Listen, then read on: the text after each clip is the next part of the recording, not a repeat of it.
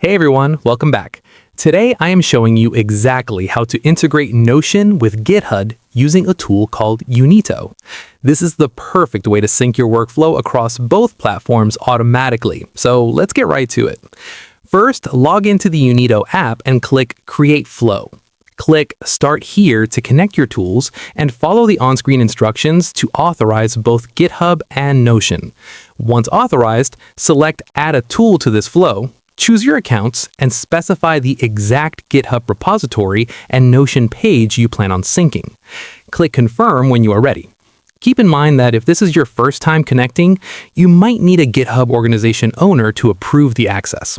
Next, you need to set the flow direction. This step simply tells Unito where you want new work items to appear. You can set a one-way flow so that activity in your source tool creates new items in the destination tool, or a two-way flow to create new items in both. For a simple reporting setup where you just want GitHub updates to appear in Notion, a one-way flow from GitHub to Notion is your best bet. Then you can choose exactly which issues to sync. After setting the direction, you can create rules to filter specific GitHub issues by picking a trigger that Unito will look for.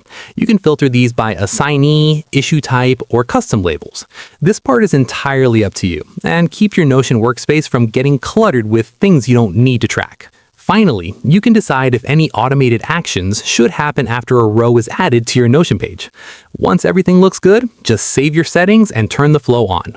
Your two tools are now officially communicating. And that is it. Your project management setup is officially leveled up. If this quick guide helped you automate your workflow today, please give the video a thumbs up and subscribe for more tech tutorials. See you in the next one.